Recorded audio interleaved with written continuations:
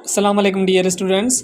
तो आज हम क्लास 8 अमेजिंग साइंस में से फोर्थ लेक्चर जिसमें आज हम डिस्कस करेंगे कि वेट क्या होता है, मास क्या होता है और मास को हम मेजर कैसे करते हैं। जैसे हमने प्रीवियस में डिस्कस किया था कि जो हमारे पास यूनिट्स जैसे लेंथ है, लेंथ को हम किस तरीके से मेजर करते हैं और लेंथ को मेजर करने के लिए कौन कौन से हम एसआई यूनिट यूज़ करते हैं वो हमने डिस्कस किया। तो हमारे पास टॉपिक है कि मास एंड वेट, मतलब कि कोई भी हमारे पास सॉलिड बॉडी है उसका जब आप वेट मेजरमेंट करेंगे तो आप उसका ऐसा यूनिट कौन सा यूज़ करेंगे या किस तरीके से आप उसका मास निकाल सकते हैं वो हम इस टॉपिक में समझेंगे। तो देखें, हमने डिस्कस किया है कि ऐसा यूनिट हमारे पास क्या होता है कि सिस्टमेटिक इंटरनेशनल यूनिट्स होते हैं। जो हमारे पास एमकेएस सिस्टम था, एमकेएस मतलब कि मीटर, किलोग्राम और सेकंड। लेंथ हमने देखी कि लेंथ के लिए हम कौन सा यूनिट यूज़ करते हैं, मीटर यूज़ करते हैं और किस तरीके से कैलकुलेट करते हैं वो भी हमने देखा। अब यहाँ पे हमारे पास है कि mass, the mass of body is a quantity of matter it contains, मतलब कि कोई भी अगर हमारे पास बॉडी होती है, सॉलिड बॉडी है, जैसे हमारे पास ये क्या है कि पेंसिल है। अब ये पेंसिल है, इस पेंसिल का मास होगा, इसका मतलब कि वेट होगा। तो इसका वेट मेजरमेंट करने के लिए हम जो यूज़ करेंगे, फिर हम देखेंगे कि इसका कितना वेट हो रहा है। कि जो भी सॉलिड बॉडीज़ होती है उनका अपना क्या होता है कि एक क्वांटिटी ऑफ मैटर, मतलब कि उस क्वांटिटी का क्या होता है कि वेट होता है। The basic SI unit of mass is the kilogram, मतलब कि बेसिक हमारे पास जो मास का मतलब किसी भी बॉडी का वेट का ऐसा यूनिट जो होता है वो हमारे पास क्या होता है कि किलोग्राम होता है। The standard kilogram is the mass cylindrical piece platinum iridium alloy keep itself. अब यहाँ पे देखें कि हमारे पास कुछ यूनिट्स हैं जो हमारे पास लार्ज यूनिट्स हैं, ये हमारे पास स्मॉल यूनिट्स हैं। अगर हमारे पास 1 टन है तो वो कितने किलोग्राम्स के इक्वल होता है, ये हमारे पास मोस्टली क्वेश्चन पूछा जा सकता है MCQs में। या आपको भी मालूम होना चाहिए कि 1 टन हमारे पास क्या होता है कि ये लार्ज यूनिट है। 1 टन जो हमारे पास वो कितने किलोग्राम्स के बराबर होता है, तो हमारे पास ये 1000 किलोग्राम्स के बराबर होता है। अगर हमारे पास 1 टन है, इसका मतलब है कि 1000 किलोग्राम्स के बराबर है। अगर हमारे पास 3 टन है तो वो मतलब कि 3000 किलोग्राम्स के बराबर है। आप इसको कन्वर्ट किस तरीके से करेंगे, जस्ट आप जितने टन है उसको मल्टीप्लाई कर दें किससे, 1000 से, तो आपको जवाब उसका मिल जाएगा, मतलब कि इतने किलोग्राम से।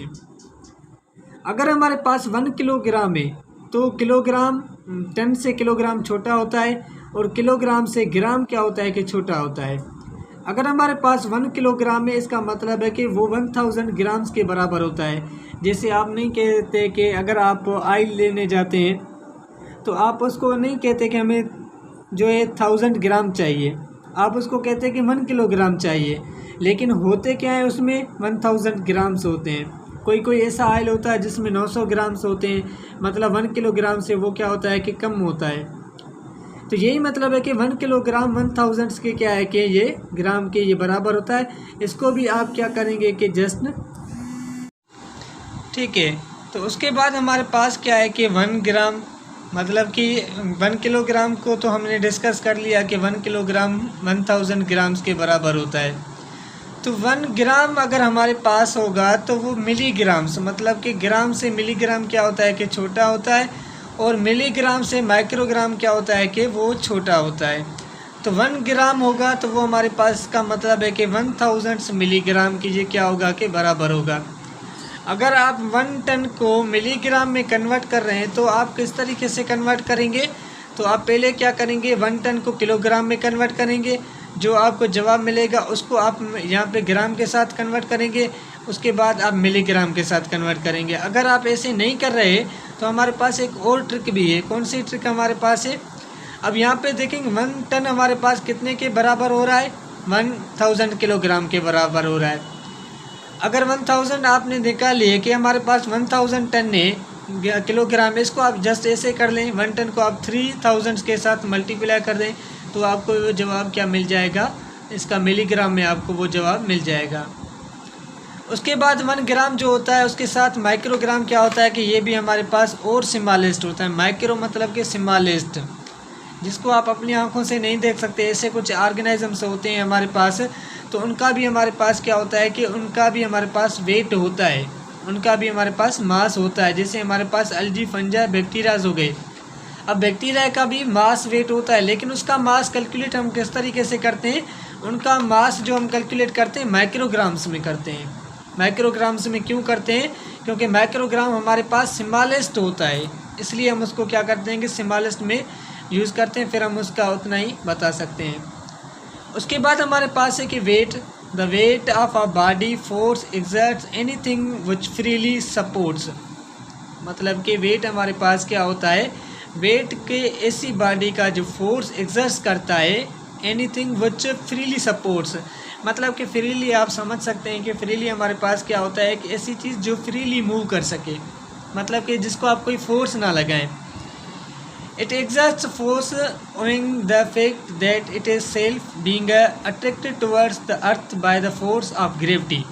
अब ग्रेविटी का तो आपको मालूम है कि जब दो हमारे पास मास ऑफ बॉडीज होती है, एक हमारे पास ये बॉडी है जिसका हमारे पास क्या है कि 15 किलोग्राम हमारे पास क्या है कि इसका 15 ग्राम क्या है इसका वेट है।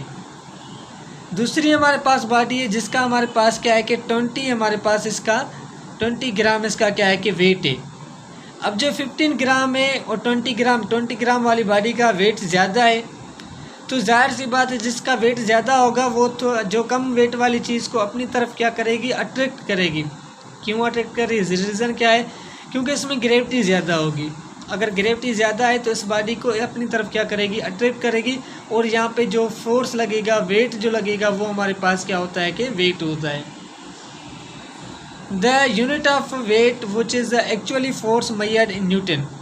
अगर आप किसी भी मतलब के फोर्स का यूनिट मेजरमेंट कर रहे हैं तो फोर्स का जो यूनिट ऐसा यूनिट होता है वो हमारे पास क्या होता है, न्यूटन्स होता है। न्यूटन साइंटिस्ट का नेम है, मानता हूँ, लेकिन उन्होंने क्या किया था, फोर्स मेजरमेंट किया था।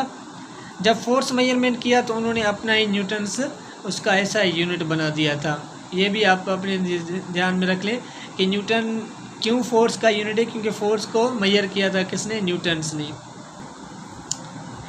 An important distinction between the mass and weight, the mass of body does not depend where the body happens to be, whereas the weight of a body vary from place to place। मतलब कि ये हमारे लिए important है कि अगर दो मास वाली बॉडीज़ हैं वो डिपेंड नहीं करती उस पर, ठीक है।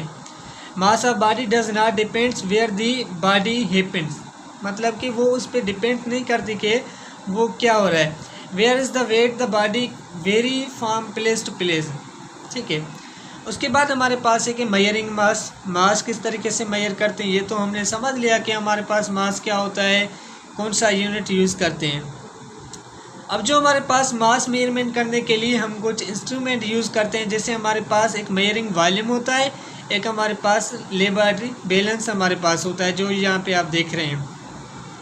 इसमें हम क्या करते हैं कि एक जगह पे कोई बॉडी यहाँ पे रखेंगे और हमारे पास कुछ ऐसा इंस्ट्रूमेंट होगा जिसका वो वेट होगा। अब हमारे पास एक अननोन चीज़ है, एक नोन चीज़ है।